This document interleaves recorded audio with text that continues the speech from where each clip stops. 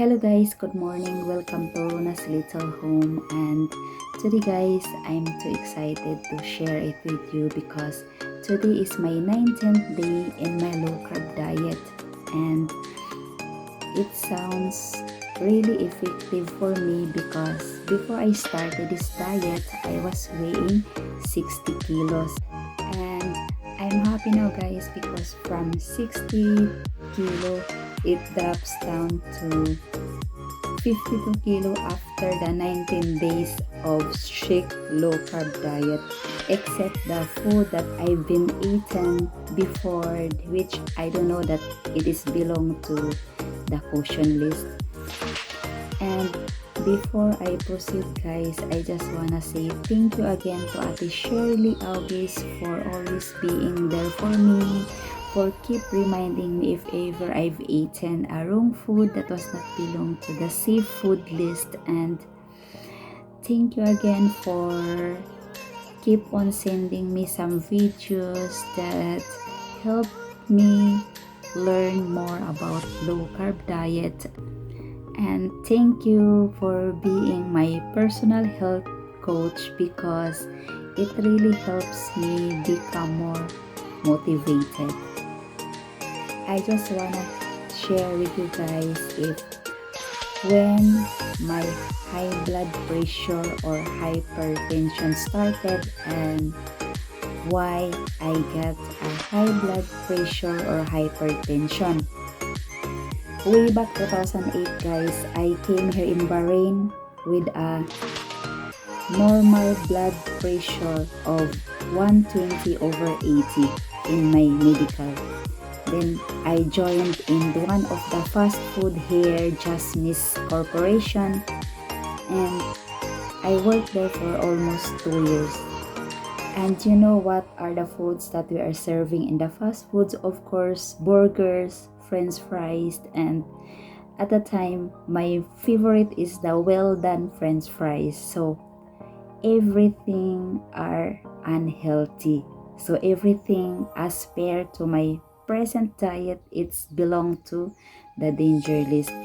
Maybe that is the main reason that I was having a high blood pressure because in my 2 years of working in Just Miss, I've tasted all the food that we serve, especially that we are getting a 50% discount for staff. Aside from that guys, since we are having a very small salary, I did a part-time job cleaning in Jufair every off day, and still it's not enough, so I decided what if I'm gonna sell a pork meat for credit to all the staff because we are staying in one accommodation. In one flat guys, we are 16 ladies and food really is in demand, especially that we are having a small salary. And before the salary guys, we don't have any more budget for the food, so our company is giving or providing us a big freezer in each flat and a refrigerator, so we have something to keep our monthly budget because we are only having a small salary.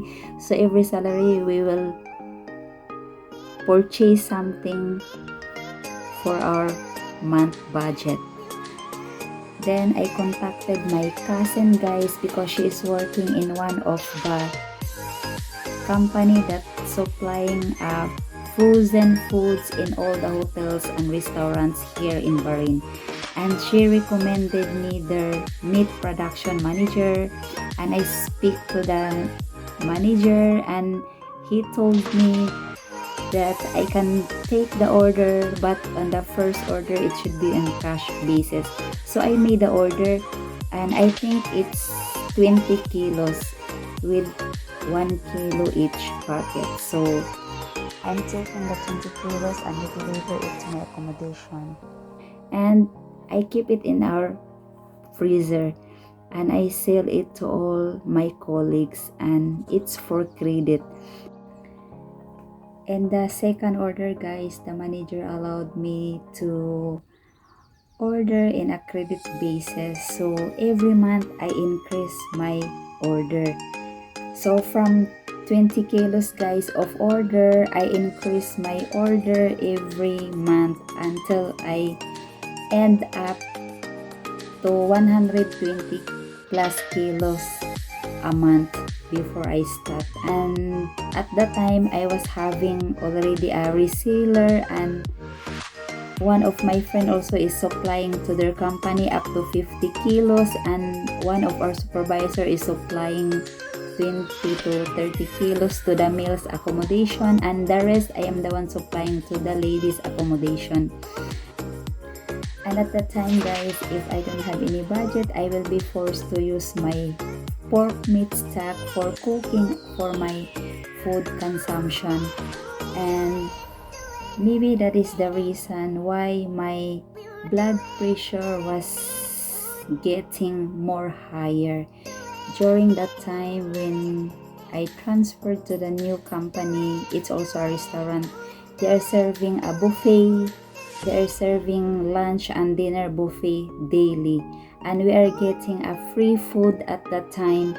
And every time I eat my meal, there will be a chicken, fish, the mutton, the beef, pasta, rice. It's a biryani rice or a plain rice. And at that time I was not anymore drinking a soft drinks, and it's daily. Every time during my meal it will be complete rice, because we can take anything from the buffet.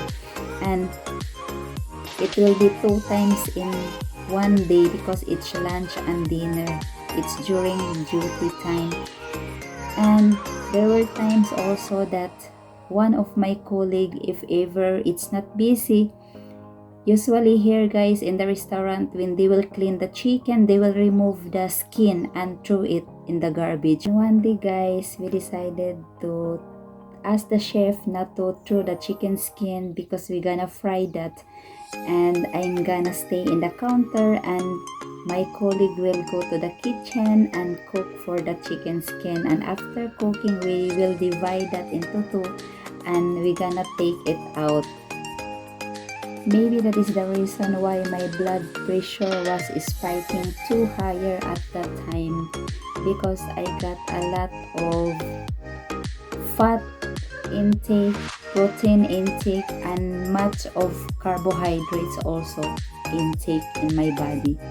And only I found out during the free medical clinic inside the mall, so I went there to check, and they found out that I got a 228 over 108 in my blood pressure. And they let me to rest for 30 minutes and come back, and the same, there's no changes really. Then they advised me to go to the doctor and check on the next day. So I went to the doctor, and the doctor was giving me the prescription of 5 milligram Ambast and the beta card at the same time. But the problem is I'm not taking the medication daily. Only if I'll eat something meat, only that time I'm gonna take a medication. And since that time, I started being health conscious. I used to drink green tea, even there's really nothing taste at all. And I try to avoid pork meat. Any meat I was avoiding that time. And I did an exercise at Andalus Garden as my morning routine. And that was the time that during my vacation, I started to grow with me moringa, guava, and guayabano leaves. And on the next vacation again, that becomes my habit until now, because I will feel that without any green tea with me, my day will not really be complete. When I came to know that I was having a high blood pressure, guys, I was getting more health conscious. And even in the work at food court, I will bring with me my olive oil, green tea, brown sugar, and this black coffee. and brown bread. That are the food that I'm gonna take during that time. And if ever I will make my breakfast, I have to remove the egg yolk. I will make some white fried egg with my brown bread without mayonnaise. I'm not anymore using mayonnaise. I'm not anymore drinking soft drinks even up to now. And even if I want something from them, pasta, I would suggest pasta with tomato sauce only. And if I want a fried rice, I would request for fried rice without egg, but it should be cooked in my olive oil. So that's how health conscious I am during that time. And during the pandemic, guys, all of us cashiers in the food court, we are transferred to a different concept. For me, I was transferred in Center Point. And you know Center Point, guys, it is one of the biggest fashion shopping destination here in the Middle East. So almost everyone is coming there, and we're always having a sale, and our schedule will always be morning to close. So we need to have energy, guys, to do our job until the closing. And what I gonna do is I need to have a breakfast with me, breakfast with bread, and I have a lunch with a rice and some chicken or anything. Right after my lunch with the rice and dishes, I really had to drink my coffee and bread, or if ever I'm having some pancake with me that day, I really need to eat that together in my 1 hour break. But you know, guys, after 3 to 4 hours of eating that food, I was really again feeling hungry, and sometimes I would act like I have to go to washroom, and immediately after the washroom I go direct to our pantry and eat something.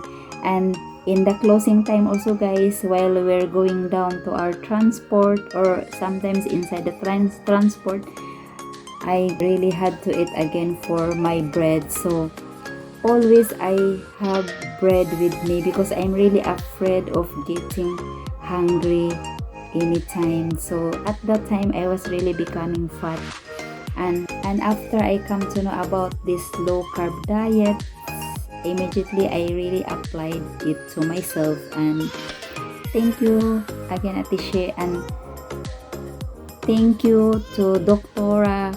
Josephine Grace Chowa Rojo for advocating this low carb nutrition and fasting, because it really helps a lot of people who are wishing to become thin, who are wishing to become healthy. And for me, it's really very effective. And now I'm in the stage still of learning. Really, I'm not anymore feeling hungry. And just yesterday, guys, my 18th day of diet, I eat more variety in my food. That's maybe the reason that I'm not getting hungry in the evening. So I didn't prepare meal in the evening. Only I prepared this cucumber. See, this is the leftover from last night, because if ever late at night I feel something in my stomach, I just take some bite of cucumber, and I have with me this chia seeds. Only that one, guys. I think that's all for today, guys, and I already shared with you when my high blood pressure have started and what's the reason I got a high blood pressure, because of my food intake. And for now, guys, I'm still in the process of learning to my low carb diet, and I think that's all for today, guys. Thank you for watching. See you on my next video.